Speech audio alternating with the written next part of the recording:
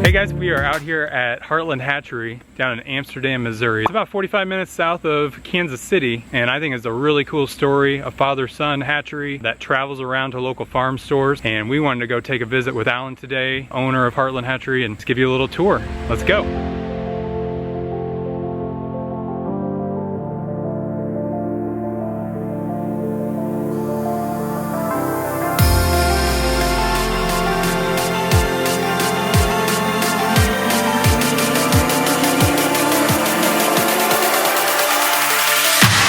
Hey, Jake here with White House on the Hill. I am here with Alan Nieder of Heartland Hatchery, and I think it's a really cool story. How did you get into this in the first place? Yeah. When I was a kid, 5 years old, my mother, which still lives right down here, she was raising chickens for Greenbelt Hatchery in Windsor, Missouri. And Dad had a couple chicken houses. I liked the chickens, I loved them, and I took care of them even before I was 5. I started, my mom let me have one of the flocks, and I started selling eggs to the hatchery. And I sold eggs to hatcheries since I was 5 years old, clear up to 95. And I've been with 4 other hatcheries selling eggs through the years. Okay. But mostly with Greenbelt. They're out of business now, but the hatchery business changed because it went from an average order of 200 chicks to 20. And, you know, that put a lot of them out of business. So now it's a specialty market instead of a everybody wants 200. This is our incubator. Okay. Each one of them holds 18,000 eggs. 18,000. This is an incubator. That's one. 2 incubators and a hatchery. Okay. This is a hatchery. This is where you hatch them. Okay. And I mean, they're still hatching. I mean, there's chicks popping out.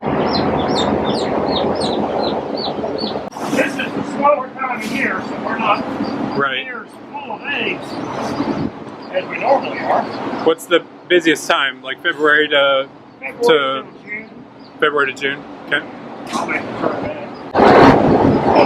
It's an automatic turn, but you can make the turn. That's how you keep track, is you label your trays. That's when to pull them, you said? That's the day you pull them and put them in the hatchery. Okay. Like these are all E29s, there's some 9.5s. Okay. And different dates. Here's next week's 822s. Yeah. How many breeds in all do you carry here? Counting ducks and turkeys and everything? Sure. Oh, probably about 55 breeds. How many just chicken? That's still 35. 35. 35, okay. Well, that's kind of the unique thing about you guys, because you got a different model than most hatcheries where they mostly ship. How much do you guys ship versus going to When I first farm started stores? the business, that's all I did was ship. I got on, like I said, I've been around the hatcheries all my life. In 1999, Nixa Hardware in Nixa, Missouri, a store that I was selling chicks to was going to have their 100th anniversary.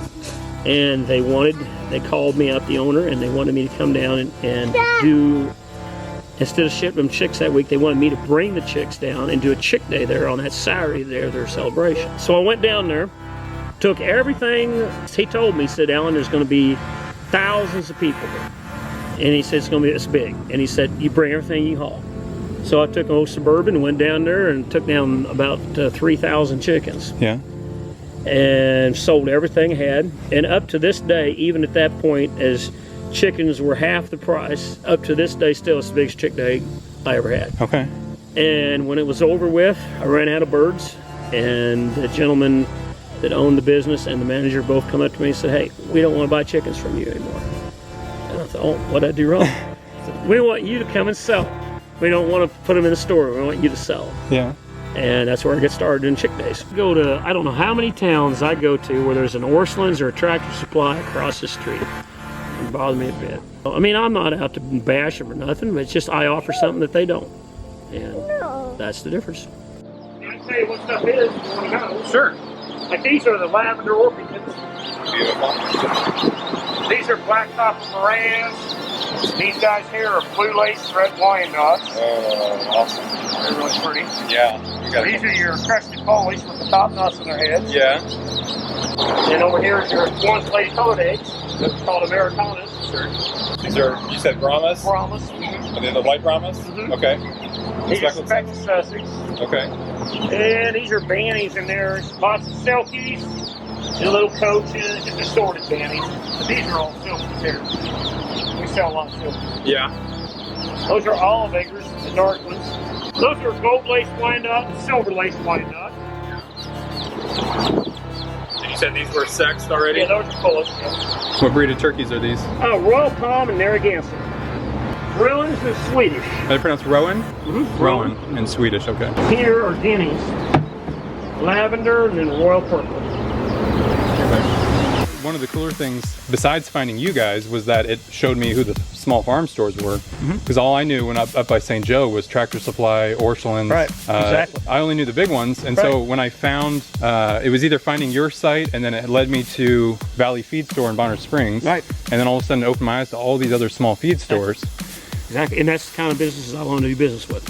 I mean, a lot of us want to do business with family people, family-run businesses. There's nothing wrong with the big Walmart stores. Heck, we all go there. Sure. But it's nice to be able to support people who own their own business. Yeah. And that's where my target is that.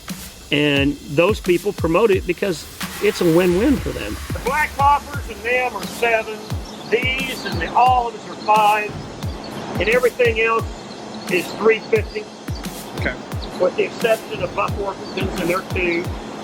And then we do a deal, if people who buy less than 10, the chicks are $1. That's where prices are, where they've been for the last several years.